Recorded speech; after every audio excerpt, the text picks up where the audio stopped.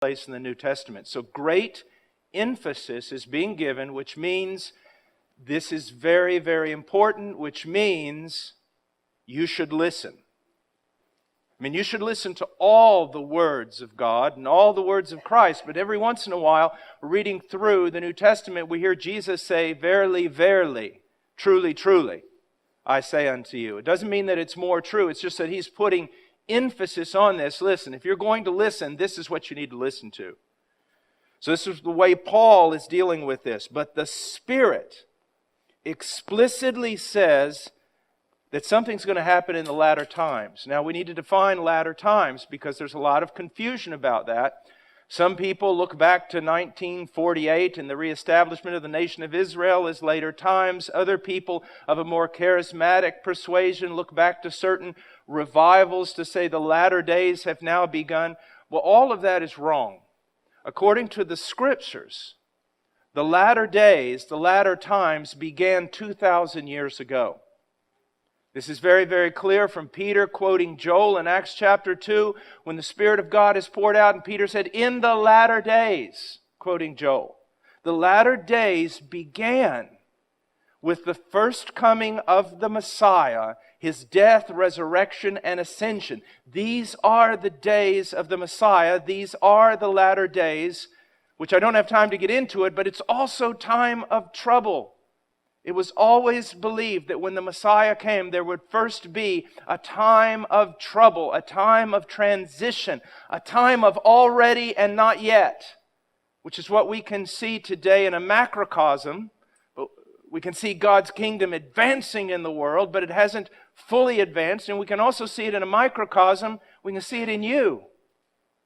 There's a time of trouble in that Messiah has come into your heart. He has made great changes, but it is still within a time of trouble in your own soul. You're not completely sanctified. It's what we call in theology the already and the not yet. The kingdom has come. The kingdom is coming. The kingdom has not yet come in its fullness. So we've been in the latter days. So Paul is going to describe something that is going to be a battle within the entire age of the church. It's something that he had to write about here when he was writing to Timothy. It's something that you and I need to hear 2,000 years later. Now, he says, but the Spirit explicitly says that in latter times, some will fall away from the faith. Now, this is very important.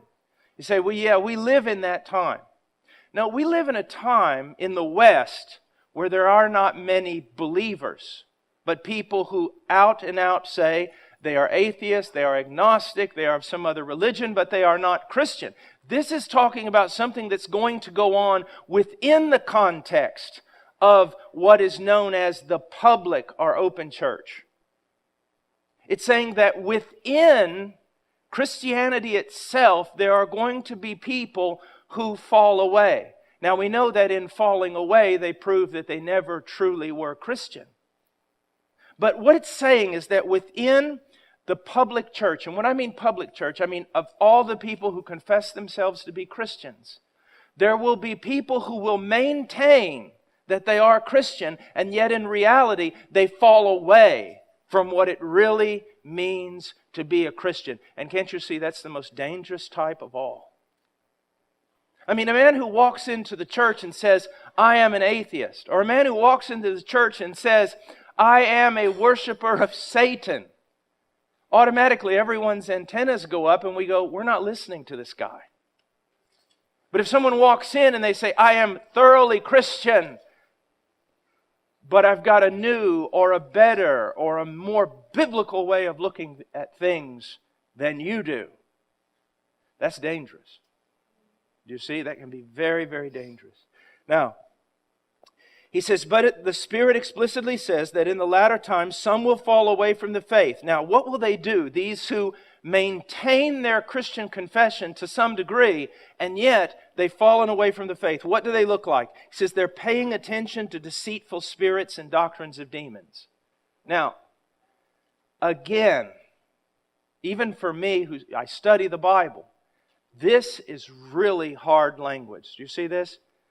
He's not talking about people who just kind of fall into an error or make some sort of doctrinal mistake. He is talking about something grave, severe, dangerous. Now let's just go back and summarize. Remember what I said. He says the Spirit explicitly says. That's very unique language. He's saying this is important. Listen. And then he comes back and goes, these errors of these people who confess themselves to be Christians is nothing more than the doctrines of the devil himself. Now, he goes on to describe these people. In verse 2, he says, by means of the hypocrisy of liars. And then he says, seared in their own conscience as with a branding iron. Now, when a conscience is seared, it means that, well, for example, when we used to dehorn cattle on our ranch, at times there was a time where you sawed off horns, and then as we got more modern, we would take this hot, searing iron that was about this big around, had a hole in the middle of it. You place it over the horn.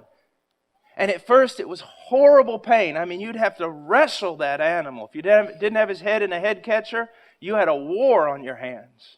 But then as that went in there, it seemed like the pain almost stopped. What happened? The nerves were seared. There was no longer any feeling. And so we're talking about individuals who in one sense have no sense whatsoever of their sin. Not only are they blind to it, they don't feel it. They don't sense it. They're not a confessional people, a people who are constantly seeing greater manifestations of the glories of God and greater manifestations of their own sin and living a life of confession. No, they are fine. They are fine. Now, there's also hypocrisy. Because whenever you enter into what we would call the Christian religion, and yet you no longer see your sin as any big deal, we're talking about self-righteousness. And when we're talking about self-righteousness, we're talking about hypocrisy. My family and I have been studying the Pharisees in the last few days. And the one thing that is amazing about the Pharisees is how blind that they truly were. They were like to themselves. They thought of themselves as a beautiful mowed field of green grass. And Jesus said, and people walk on top of that green grass and they think it's a beautiful field. You have fooled everyone, but underneath, you're dead bones. That's the type of person that we're talking about here. Someone who is self-righteous, self-satisfied. Okay? So up until this point, we've described a person who's got some severe problems. Now, he's going to go on and further explain what these people teach. It says, verse 3, men who forbid marriage and advocate abstaining from foods which God has created to be gratefully shared in by those who believe and know the truth. All right, I wasn't expecting that at all. Were you? I mean, he's talked about the Spirit explicitly says. Then he talks of warning us of doctrines of demons, satanic teaching. And then he talks about individuals whose conscience are just totally seared with a hot branding iron. And then all of a sudden he starts talking about food. I mean, I thought he would introduce some doctrine of the Antichrist, the denying of the deity of Christ, teaching whatever. I don't expect him now to just start talking about, listen, all food is good, marriage is good, and things like that. Do you see how it just doesn't seem to fit? Now, when we look at this text, it's men who forbid marriage and advocate abstaining from foods. And you think to yourself, well, Brother Paul, why did you choose this text? I mean, we have no one in our church who is advocating that we shouldn't get married or that we should abstain from certain foods. If there is one problem that at least this church does not have, is an unwillingness to get married, have children, and eat. So what does this have to do with us? You're going to see in a moment, hopefully even in a way that will bring fear to your own heart, then in many ways this is talking about all of us and a tendency that is found in all of us. And it's, make no mistake about it, it's deadly. Remember what I said. A Satanist walks in and says he's a Satanist. We're not going to listen. But something that's 90% Christian or 100% Christian just with the wrong emphasis, it can turn a gospel-believing church into nothing more than a bunch of self-righteous people full of legalism. And so let's now go back and look at the fuller context of this text, and then we'll understand it. And to do that, we've got to come out of chapter 4, and we've got to reverse our engines and go into chapter 3 and look at verse 16. Well, let's go back to verse 15 of chapter 3 of 1 Timothy. It says, "But in case I am delayed, I write so that you will know how one ought to conduct himself in the household of God." What are the priorities in the household of God? What should the household of God be doing? How should it act? But not just act. Act is always based on how do you think. What do you believe? The household of God. Now look at this. Which is the church of the living God and the pillar and support of the truth. As individuals, we have a holy deposit given to us, and that is the truth of God. But as a collective people, we also have a holy deposit given to us, and that's the truth of God. As individuals, you and I have the responsibility to maintain the truth we have learned, to learn more, and to share it with others. And collectively as a church, when we come together and the world can see us together, we have the responsibility to guard the truth. It is our responsibility. And it is a tremendous one. And mark it, you'll be held accountable on the day of judgment. You're not concerned for truth. You're not concerned for maintaining it, teaching it. You will be held accountable as a believer on the day of judgment for the truth that's been given to you and the truth that you've maintained. Now, he goes on and he says this, "By common confession, great is the mystery of godliness." By common confession. He says, I don't even need to say this, but I'm going to say it. That's what he's saying. He said, it is commonly known. If there is a truth which everyone in Christianity knows and is in agreement with, it is this: great is the mystery of godliness. How can a wretched, radically depraved sinner, God-hating, sin-loving, become a man or a woman who is godly, full of piety, full of Christian virtue? I mean, if anyone would ask that question, you've probably heard me say this before, but it is a greater demonstration of God's power when He converts a man than it is when He created the universe. He created the universe ex nihilo, out of nothing. But when He recreates a man, He does it out of a mass of radical depravity. I remember my years in Peru. There was a family, I won't mention their name, but they were both lawyers. And the husband was a scoundrel of scoundrels. He was a scoundrel among lawyers. He was a scoundrel. And he was converted. And he became one of the finest men I have ever known. One of the finest. How does that happen? That's a mystery. And see, one of the reasons why it's so important that you understand the doctrine of depravity is so that you can revel in that mystery. If you think that men are just pretty much good and God just kind of, does a little bit, touches them a little and brings them into His family, then you can't appreciate the gospel. But when you realize that Hitler is what you would have been if God had not restrained your evil, then when you see yourself with new virtue, loving God and loving people, you go, great is the mystery of godliness. It's a mystery that science hasn't been able to figure out. I mean, we can land a man on the moon, but we can't make a safe neighborhood. God can. God can. Because He can change the people who are in that neighborhood. Great is the mystery of godliness. And what is that mystery? We see it before us here in verse 16. It is the gospel. It is really a person. He. Mystery of godliness. He. Christ, the Son of God, who was revealed in the flesh, was vindicated in the Spirit. What does that mean? That when He was raised from the dead, it was God's vindication of His Son. If you have any doubt whether or not Jesus of Nazareth was the Son of God, God answered that question. He raised Him from the dead.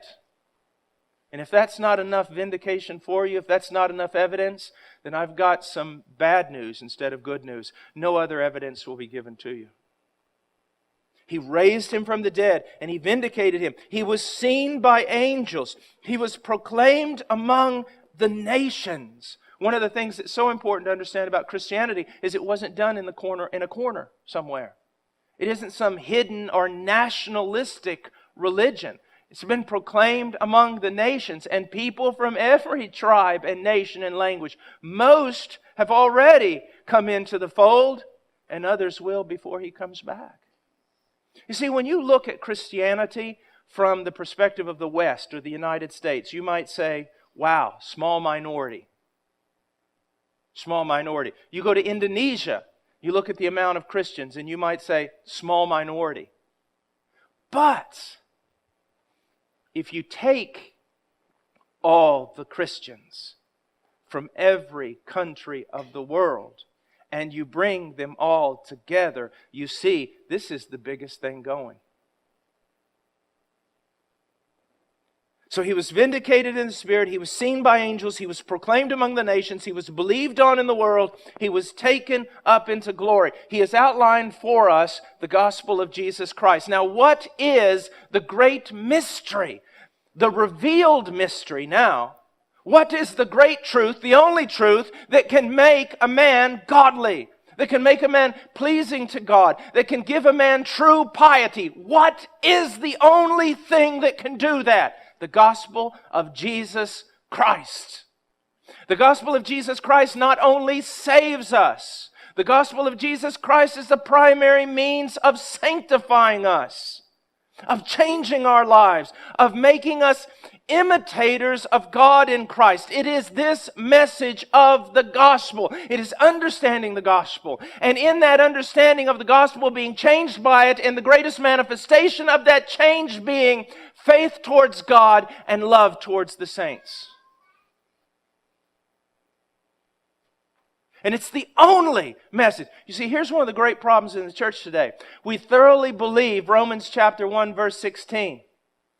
We say the gospel is the only message, the only power through which a man can be saved. I wish we would carry that on to sanctification. But then when we get to sanctification, we've got all sorts of ideas of how to make someone holy. Put all kinds of rules on them to make them holy. No. The same message that saves is the message that sanctifies. Now, in this context, we can understand verse 3. Men who forbid marriage advocate abstaining from foods which God has created to be gratefully shared in by those who believe and know the truth. What is he talking about? Well, let me give you an exaggerated illustration. And then I'm going to bring it home with some other illustrations that should touch your life and either make you tremble or make you angry. I was in Peru years ago, and I was sitting down in the building that we had as our church. It was an old house is what it was. And war's going on, people are dying, all sorts of things. And I had spent the last couple of hours just pleading with a person with regard to the gospel. Their lives were just completely and totally messed up. Drug addiction, everything you could imagine, in every kind of bondage imaginable. And I'm preaching the gospel, preaching their gospel, preaching the gospel. Finally, I'm wore entirely out. The person leaves. I sit down out there in the middle of the one big room we called an auditorium. I'm sitting there in a chair, broken, poured out, tired, and the doorbell rings. I go over, I open the door, and there's obviously a religious person there who wants to tell me something. And so I open the door and I say, "Yes, can I help you?" And the person said, "I have one question for you." I said, "Okay, what is it? Do you eat meat?" I said, "What? Do you eat meat?" "Yes." "Why?" He started opening up the Scriptures and explaining to me that I did not know the true way to be pleasing to God or piety or anything else. He had every kind of rule and regulation about food and this and that and everything. And you know what's amazing? And here's the bad part about it. A lot of what he said was true about food. I needed to eat better. But it won't make me holy. There is a message, just one message that will make me holy. That is understanding what God has done for me in Christ and understanding all the teaching of Christ in the context of that gospel that He has given me. And if I stray from that to any other thing, giving emphasis to any other thing, listen to what Paul the Apostle is telling me. I'm starting to depart from the faith, and I'm getting involved in doctrines of demons. Now, let's talk about a few things and bring this home now. Let's bring this home. As we go through stages of our lives and stages of our spiritual walk, God does certain things at certain times. Okay? We have to be very, very careful that the emphasis of that moment does not become the emphasis of our Christianity. Christianity is all about marriage. No, it's not. It's all about family. No, it's not. It's all about morality. No, it's not. It's all about decency and modesty and this and that and every sort of thing. No, it is not. It is far too big to be brought under one of these simple categories. Even the statement that Dr. Piper has often made, I respect Dr. Piper, I agree with him in what I am about to say totally and completely. It has been the greatest blessing of the church when he says it's all about the glory of God. But even that's not big enough.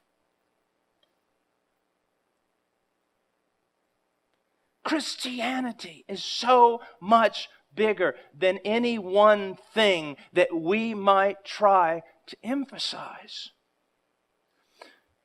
Now, let me change course here and hit it from another direction.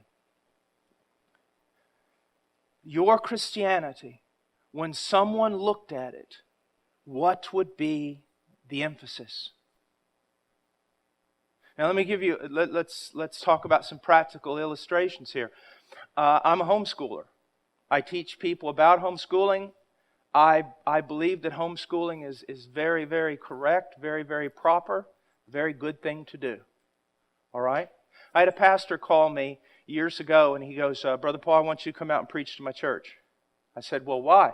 He said, I'm afraid that there are many people here in this church that are lost. I said, why? Why do you feel that way? He said, because they're homeschoolers. I said, brother, you homeschool. He goes, yes, but homeschooling is not my banner. He goes, I got people in this church that if I asked them to stand up and give their testimony, I think they would say something like this. 5 years ago, I discovered homeschooling. Homeschooling is not Christianity. It is not the badge of you being godly. It is not the great means in order to raise great children.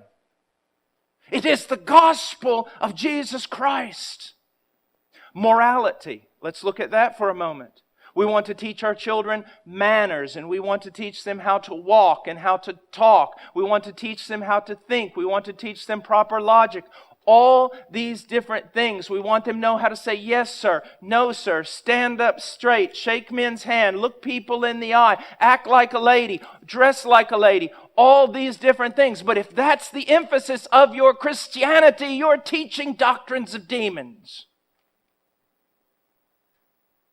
All those things ought to be taught. They ought to be taught. But they are a small thing. What must be taught is look, wife, look, children, look, son, look, daughter, at this great God and what He has done for you.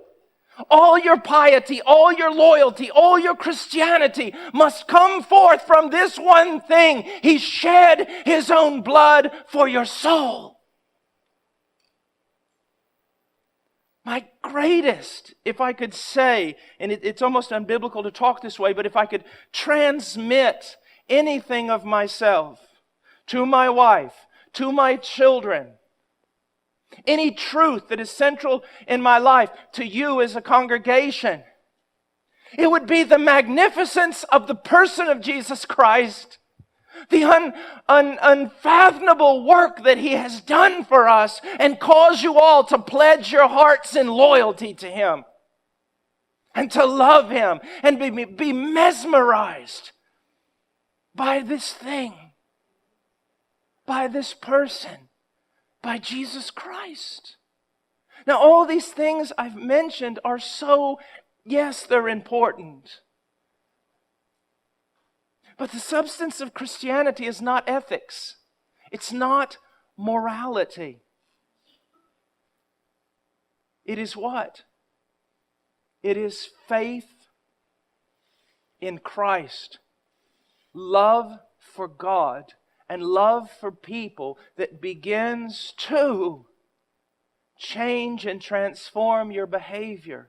And since we do not have perfect minds, since we are not completely discerning with regard to the will of God, of course we need all the Scriptures, and of course we need principles, and of course we need Proverbs, and of course we need all the different truths of Scripture to help us. The law is beneficial, and all these things are wonderful aids. But the thing I want to transmit is the gospel. Why, Dad, are you faithful to our mother? Not because I want to be an ethical, upstanding man like the founders of this country.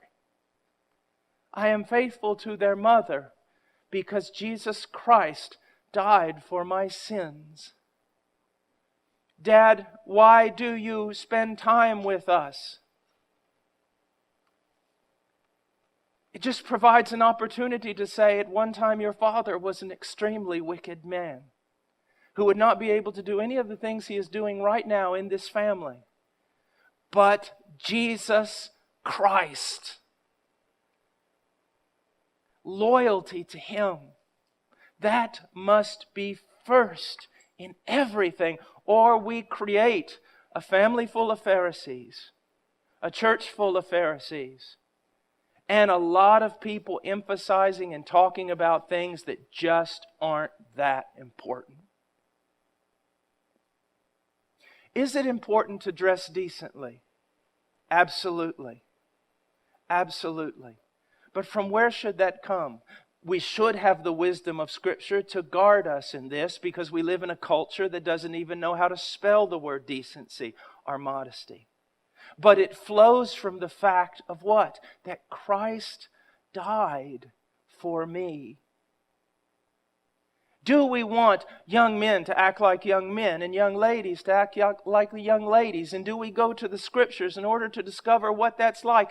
Absolutely. But it's not about that primarily. It's about Jesus Christ and His gospel. And that's what Paul is getting at here for all of us, is let's not ever be distracted from what is the corpus, what is the main, what is the core, what is the foundation of our Christian life.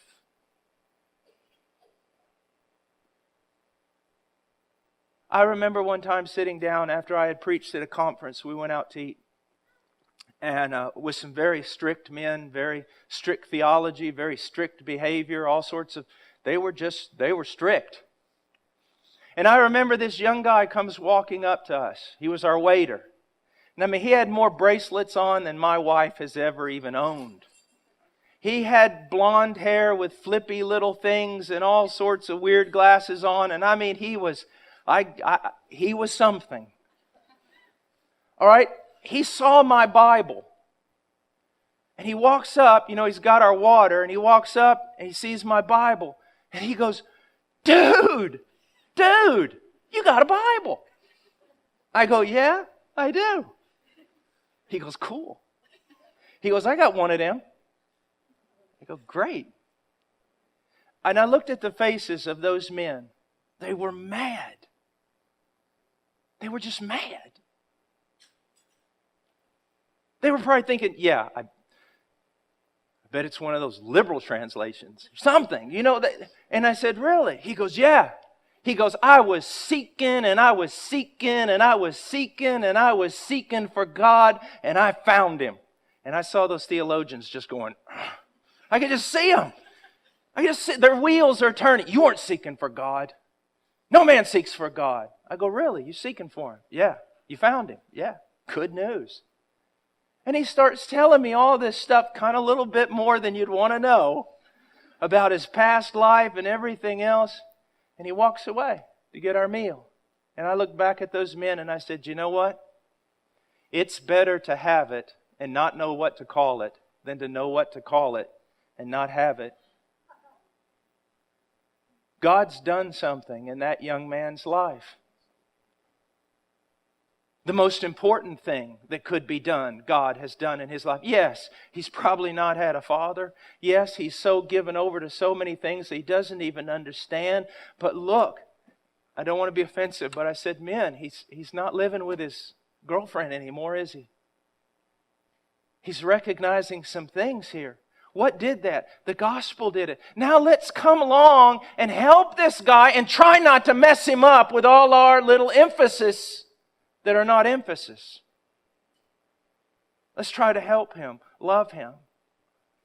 Let's gospelize him. Gospelize him. Teach him more and more of the gospel. Yes, we're going to talk to him about the law. We're going to talk about manhood. We're going to talk to him about family. We're going to talk to him all those things. But those things, correctly lived out, are only results of having understood the gospel of Jesus Christ. The gospel of Jesus Christ. And that's what I want us to see in this church. We can all have different emphasis.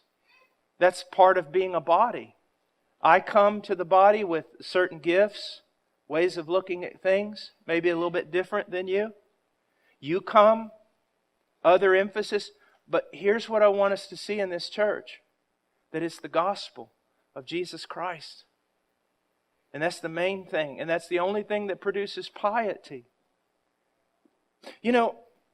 When you talk about men, this is kind of off the subject, I guess, a bit. But men, when you talk about your family devotions, or discipling your wife, or discipling your children, which if you love God is one of the main things you should be doing.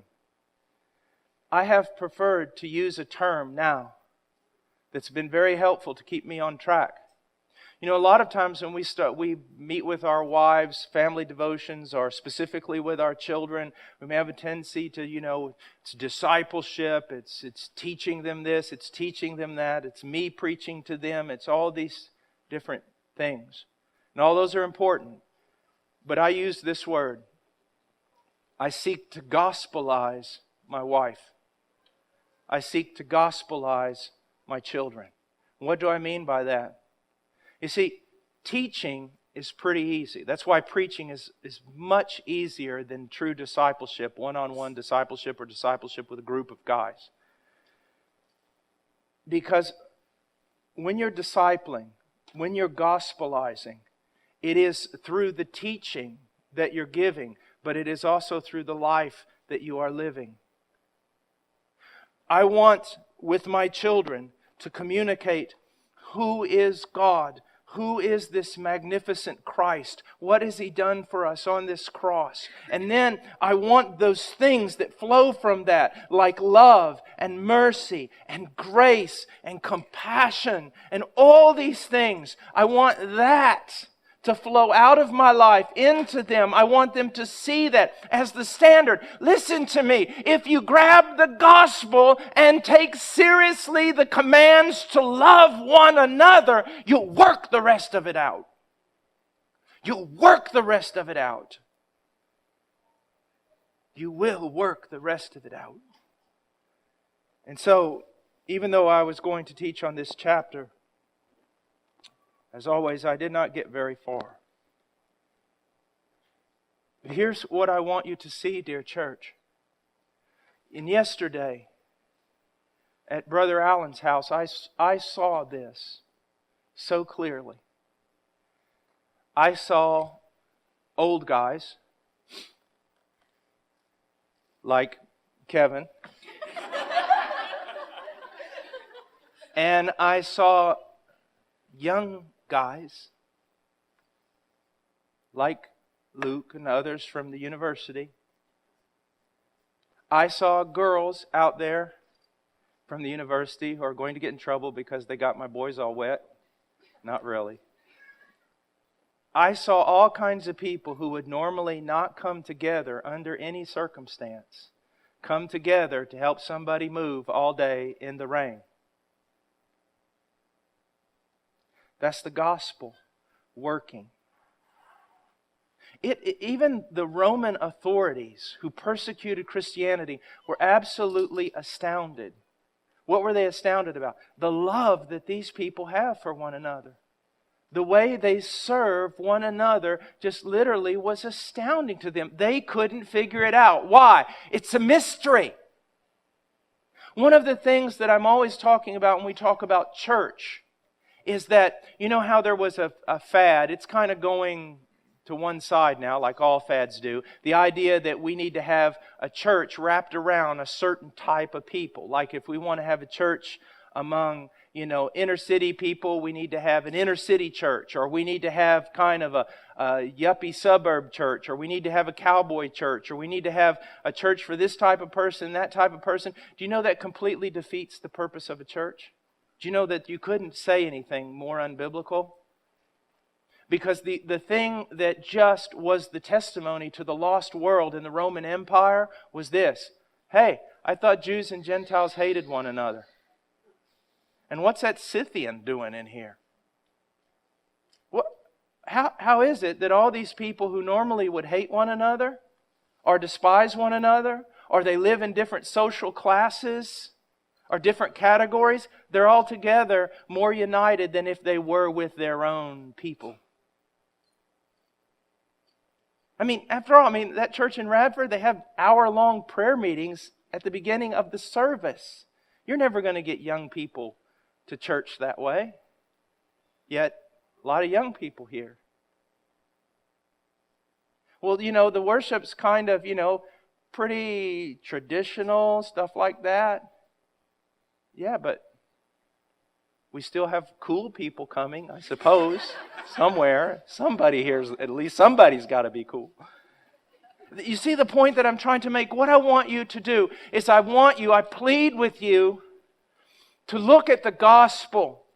Just the mere fact that He died for you.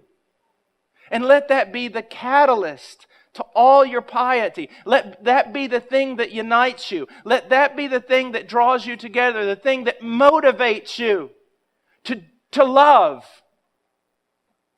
And you really do know how to love. You really do. Now the Scriptures are going to refine that knowledge, but if you're born again, you know how to love. So, believe in Christ. Grow in your knowledge of Him and your appreciation of Him, and then love.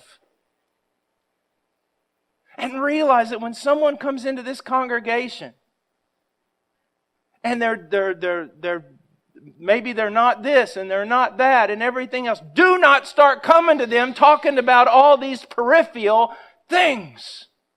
Talk to them about the gospel of Jesus Christ. everywhere you go. Let's say, and then I'll close with this, let's say that I'm standing outside of a bar, and there's